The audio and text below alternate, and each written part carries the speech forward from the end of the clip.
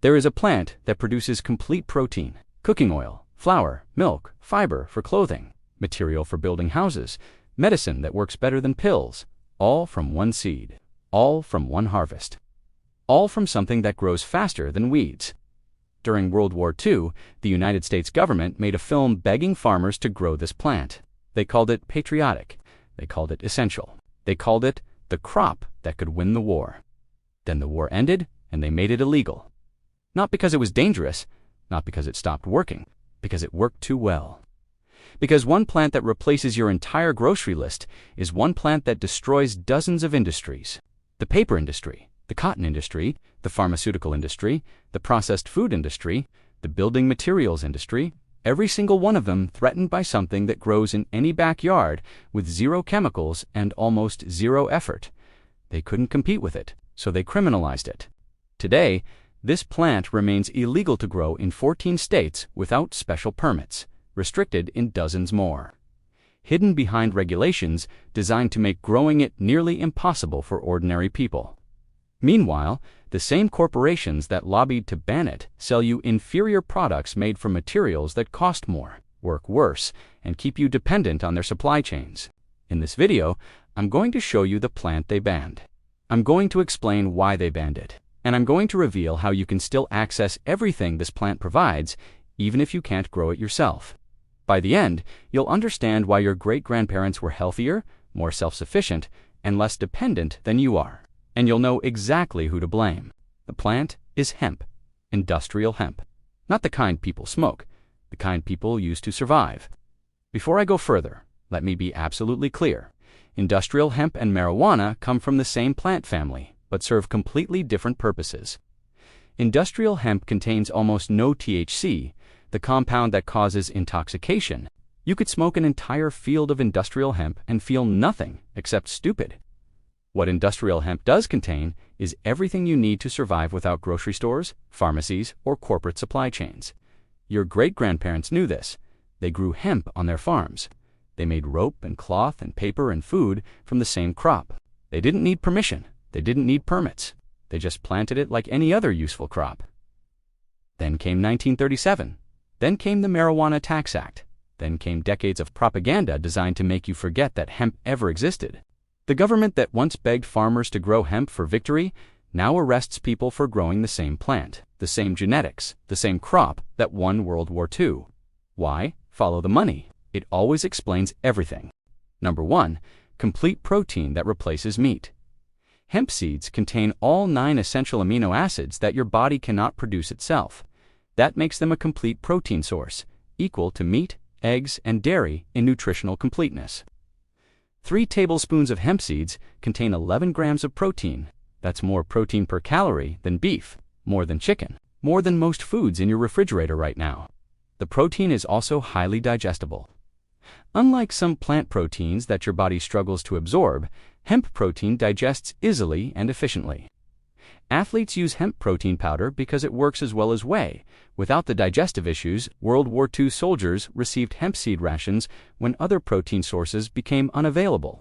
The military understood that hemp provided complete nutrition from a crop that grew anywhere, required no refrigeration, and stored indefinitely. The meat industry doesn't want you to know this. They spend millions marketing the idea that real protein comes from animals, that plant proteins are incomplete or inferior, that you need their products to be healthy. Hemp proves them wrong. One crop, complete protein, no animals required, no cold chain needed, no corporate dependency whatsoever. Today, you can buy hemp seeds legally in all 50 states. You can buy hemp protein powder, you can buy hemp-based foods. You just can't grow the plant yourself. In many places, they'll sell you the product. They won't let you produce it. That's not an accident. Number 2, cooking oil better than anything in stores. Hemp seed oil has the ideal ratio of omega-6 to omega-3 fatty acids. Not approximately ideal, not pretty good. The exact ratio that human bodies evolved to consume. Most cooking oils destroy this ratio. Corn oil, soybean oil, canola oil. They're loaded with omega-6 and almost devoid of omega-3. Chronic inflammation, heart disease, metabolic dysfunction, all linked to the unbalanced oils that corporations sell as healthy. Hemp oil fixes the ratio naturally. No processing needed, no industrial extraction. Just press the seeds and collect the oil. World War II families pressed their own hemp oil when commercial oils became unavailable. Simple hand presses extracted enough oil for cooking, lamp fuel, and wood preservation. One crop provided light, food preparation, and home maintenance simultaneously. The vegetable oil industry generates over $200 billion annually. They're not going to promote a crop that anyone could grow and press themselves. They need you dependent on their refineries, their distribution networks, their products. Hemp oil remains legal to purchase. You can find it in health food stores and online. But the prices are high because production is limited, because growing is restricted, because they made the source illegal while keeping the product just available enough to seem like freedom. Number 3, flour that outperforms wheat. Hemp seeds can be ground into flour that contains more protein, more fiber, and more healthy fats than wheat flour. It's naturally gluten-free for people with sensitivities. It provides nutrition that white flour stripped away decades ago. Modern wheat flour is essentially empty calories. The processing removes the germ and bran where nutrients live. What remains is starch that spikes blood sugar and provides almost nothing else. Hemp flour keeps everything. The protein stays, the fiber stays, the fats stay. You get actual nutrition instead of processed emptiness. World War II bakers stretched wheat supplies by adding hemp flour to bread. The bread was denser, more nutritious, and kept people fuller longer. Fewer ingredients fed more people because each bite contained actual food value. The wheat industry controls American food policy. They receive billions in subsidies. They dominate agricultural education. They've spent a century convincing Americans that bread means wheat and only wheat. Hemp flour threatens that monopoly. A crop that produces complete protein, healthy fats, and flour from the same harvest. A crop that grows faster than wheat with fewer inputs. A crop that makes their product obsolete. Today, hemp flour exists in specialty markets. Expensive, hard to find. Produced in limited quantities because cultivation remains restricted, the product is legal. The production is controlled. Number 4, milk without cows. Hemp seeds blended with water produce a creamy, nutritious milk that requires no animals, no refrigeration during production, and no corporate dairy infrastructure. Hemp milk contains more protein than most nut milks. It provides omega fatty acids that almond and oat milk lack entirely. It works in coffee, cereal, baking, and anywhere else you'd use dairy or plant milk. World War II families made hemp milk when dairy became scarce. Ration books limited butter and milk. But hemp seeds stored in the pantry could become fresh milk whenever needed. No cows to feed, no electricity to keep it cold. Just seeds, water, and a straining cloth. The dairy industry generates over $600 billion globally.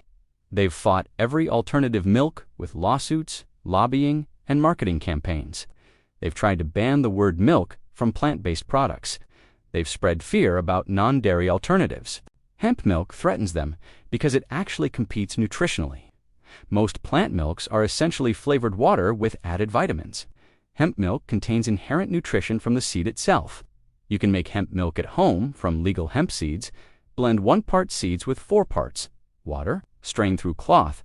The result is fresh, nutritious milk that cost pennies and required no cow, no farm, and no corporation. Number 5, fiber stronger than cotton. Hemp fiber is 4 times stronger than cotton. It lasts longer. It requires less water to grow. It needs no pesticides. It improves soil instead of depleting it. Before hemp prohibition, Americans wore hemp clothing for centuries. It was the default fabric for working people. Durable, comfortable, and cheap because the plant grew everywhere without special care. World War II military uniforms contained hemp fiber. Ropes, canvas, and parachute webbing were made from hemp because nothing else combined strength and flexibility as effectively. The phrase "hemp for victory" wasn't metaphor, it was military necessity. The cotton industry saw hemp as an existential threat. Cotton requires massive amounts of water, pesticides, and fertile land. Cotton depletes soil rapidly, cotton farming is expensive and environmentally destructive. Hemp grows in poor soil, hemp requires minimal water. Hemp needs no pesticides because it grows too fast for pests to establish. Hemp actually improves soil quality for the next crop. If American farmers could grow hemp freely, cotton would become obsolete within a generation. The cotton industry knew this. They lobbied for hemp prohibition alongside the pharmaceutical and paper industries. Today, hemp clothing exists but remains expensive because production is limited. Foreign imports face tariffs and supply chain complications. Domestic cultivation faces permits, regulations, and restrictions designed to prevent competition. Number 6. Paper that saves forests. 1 acre of hemp produces as much paper as 4 acres of trees. Hemp grows to harvest in 4 months. Trees take 20 years. The math destroys the timber industry's business model. Why would anyone cut forests and wait decades when hemp produces more paper faster from less land? Before Prohibition, hemp paper was standard. The Declaration of Independence was drafted on hemp paper. Bibles were printed on hemp paper. Any document meant to last was printed on hemp because it resists decay better than wood pulp paper. World War II created paper shortages that hemp could have solved. But by then, the timber industry had already secured prohibition. Forests were cut while a superior alternative remained illegal to cultivate. William Randolph Hearst owned massive timber holdings and major newspapers. He used his media empire to promote hemp prohibition, publishing sensational stories about marijuana that conflated industrial hemp with intoxicating drugs. His newspapers made no distinction because distinction would have saved hemp. The paper industry today relies on tree farms and controlled forests. They've invested billions in infrastructure designed for wood pulp. Hemp paper would strand those assets, make those investments worthless, destroy companies that have controlled paper production for a century. Hemp paper can be made from seeds you can legally buy. Small-scale production is possible, but commercial production remains strangled by regulations that protect incumbent industries from superior competition. Number 7. Building material stronger than concrete. Hempcrete is a building material made from hemp fiber mixed with lime. It's lighter than concrete, provides better insulation, and actually absorbs carbon dioxide as it cures. Buildings made from hempcrete are fire-resistant, pest-resistant, and can last centuries. World War II saw experimental hemp construction when other materials became scarce. Buildings made with hemp fiber in the walls required less heating fuel, an essential savings when energy was rationed. Modern hempcrete construction is growing despite regulatory obstacles. Homes built with hemp walls maintain stable temperatures year-round. Heating and cooling costs drop by half or more. The material doesn't rot, doesn't burn easily, and doesn't attract termites. The construction industry generates trillions annually. Concrete, lumber, insulation, pest control. All of them selling products that hempcrete could replace. All of them threatened by a material that anyone could produce from a fast-growing plant. Building codes in most states don't accommodate hempcrete. Not because it's unsafe, because the codes were written by industries that profit from existing materials. Changing codes requires fighting lobbyists who benefit from the status quo. Today, hempcrete construction exists in a regulatory gray zone. Some builders use it successfully. Others face code enforcement designed to prevent alternatives from challenging established materials. Number 8. Medicine that actually works. Hemp contains CBD, a compound that reduces inflammation, relieves pain, calms anxiety, and treats seizures. Unlike pharmaceutical alternatives, CBD has virtually no side effects and no addiction potential. World War II medics used hemp-derived preparations when pharmaceutical supplies ran short. The plant had been medicine for thousands of years before Prohibition. Suddenly making it illegal didn't change its effectiveness. The pharmaceutical industry generates over $1.4 trillion annually. They sell pain medications that cause addiction, anti-anxiety drugs that cause dependence, anti-inflammatory drugs that destroy stomach lining, all of them inferior to a compound that comes from a plant anyone could grow. CBD products became legal in 2018 with the Farm Bill. But the regulations ensure that pharmaceutical companies control the market. Testing requirements cost millions. Licensing requirements favor large corporations.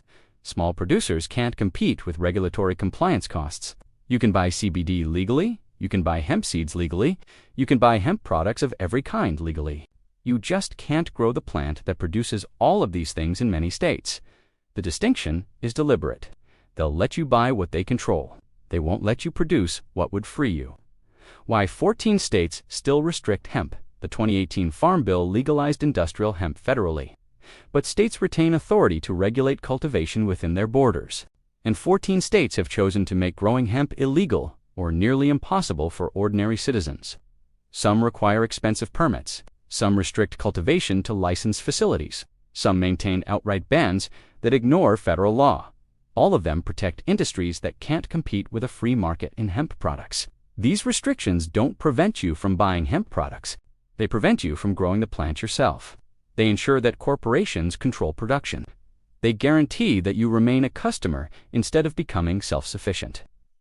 The states with the harshest restrictions often have the strongest ties to industries hemp would displace. Cotton states, timber states, pharmaceutical manufacturing states, the correlation isn't coincidence. Every restriction exists because someone profits from your inability to grow this plant. Every regulation protects an industry that fears competition. Every obstacle between you and hemp cultivation was placed there deliberately by people who benefit from your dependency. This is what they took from you. One plant that provides protein, oil, flour, milk, fiber, paper, building material, and medicine. One harvest that replaces your entire grocery list and half your pharmacy. One crop that your great-grandparents grew freely and your generation needs permits to touch. The prohibition wasn't about safety. Hemp doesn't get you high. It never did.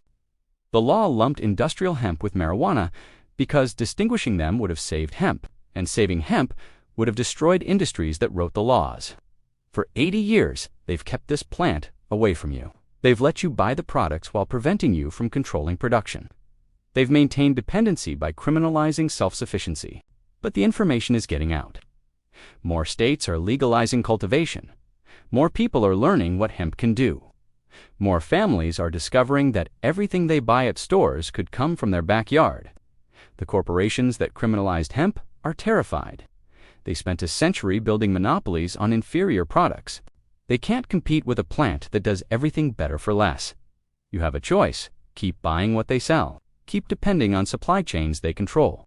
Keep using inferior products because superior alternatives were made illegal. Or start demanding the freedom your great-grandparents had, the freedom to grow, the freedom to produce, the freedom to replace your grocery list with something that grows in your own soil. Subscribe if you want more information they don't want you to have. Share this with everyone still dependent on systems designed to extract money from their basic needs, because the plant isn't dangerous. Your knowledge of it is. I'll see you in the next video.